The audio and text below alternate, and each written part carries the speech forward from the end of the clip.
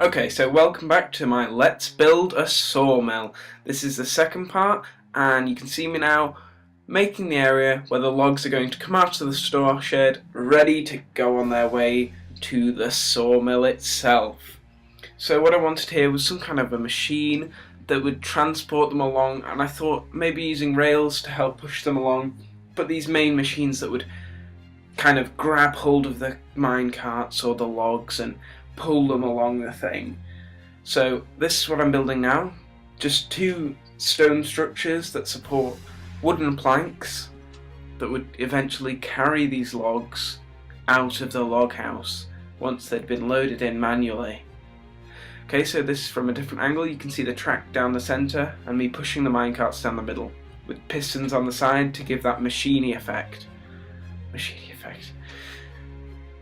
You can see that buffer that I made, but then I realised there would need to be a way for the logs to get through, so I made a gap in it just for that purpose. And I might edit that later to stop the carts falling out. Gave it some supports with some fences and then built a path down the middle. Then I started on the main area of the sawmill, which I wanted to be a sphere or a circular shape. So I started building up the walls with that kind of a shape in mind, and then clearing out the middle now, clearing out all the grass, because you don't want any grass inside your machine and all of the factory. So I just cleared that out, and then I went around the edges of it, replacing all the dirt with stone brick steps.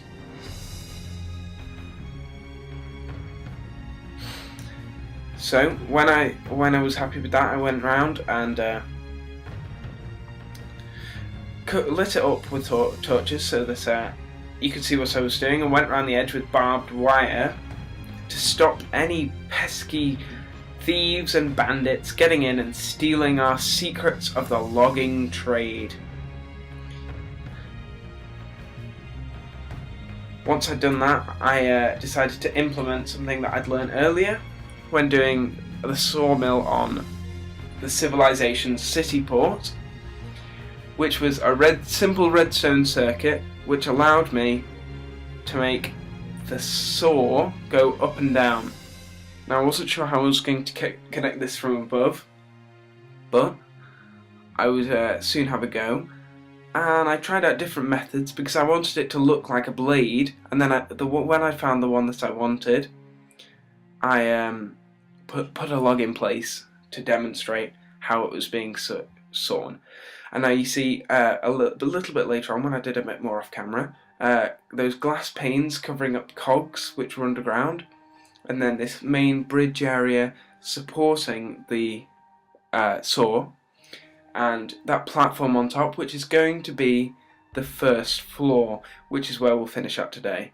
And I go around the walls trying to build them up to that level, just building them up, and I wanted it to look as geary as possible, so I used the fence panels, the fences, to try and make wooden struts and then use them as the cogs and things. So as you can see me going around the centre now, I've brought it in one layer so that it goes in, so it doesn't look just like a straight big block and a scar on the landscape. I wanted to kind of decorate the outside of it a bit later on. You see the sawmill now working a lot better. You can pause it there if you want, and it just looks nice how it's all fitted together.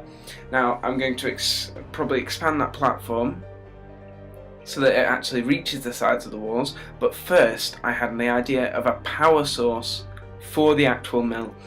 Now I originally wanted wind power, so I started building out the blades to have small ones at the side, and then have a massive large one at the very top of the tower that would reach like half the length of the entire mill. So I thought I'd do some little ones on the side with these metal panels, and I thought they looked quite good, even though they'd be non-functional because the metal wouldn't catch the wind. But then I had the brilliant idea of putting it into a water mill, so having it mainly powered by wind but separate water-powered ones at the side. So I dipped them down into the water and realised I'd done it out of proportion. So I started doing it down with the lake, so it would be flowing down, but then realised that my original, the original axle that it was mounted onto was in the wrong place. To fix this problem, I had to move that down. So I realised this problem, and see, I had the water flowing under the bridge. So I decided to rebuild it at a lower position, and then I scrapped the idea of the metal struts, excuse the pun there, and just used a wooden one that I thought looked a little bit more like a water wheel. And then I thought, oh well, where is this water coming from? Because at the moment it's not flowing in the right direction and it's not coming from anywhere. So I built up a little cliff hillside where I would have a stream flowing down into that watermill. So you can see it flowing down, which would hopefully turn it in that situation, and me going around the edge, just trying to make it look a bit more natural. It might not look natural as a thing, but you can see me beautifying it there. That was how I wanted it to look, and then I finished off the top bit that I spoke about before, because I wanted it to be wooden and stone, because that's what I wanted to come together in this build. So I did them wooden parts and then covered the inside bits with stone. So it's given it support, but it's also got that nice wooden feel to it, which kind of gives it that time period. So I was going to fill the holes in, but then I thought I quite liked them being open to the elements so people could get up and down this tower if they needed to. And I had the idea that they were big enough to be able to carry things between layers if I installed a crane. So what I did then was started building a crane on one of those. You can see me now building down what was going to be the rope all the way down to a little area at the bottom which was a supply. I originally put in planks as if it was carrying them up, but then decided a log would look much cooler. So you can see me just making the bed that the log might have sat in. And then this is the front. So yeah, this is what we've done so far, just from the beginning. Going through nice trees, and I made a path around the edge. And then obviously the trees and the grass up there made it look nice.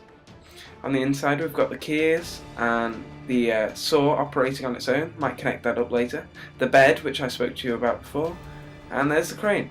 So yeah, thanks for watching this Let's Build. If you want to see more of this, don't forget to like and subscribe.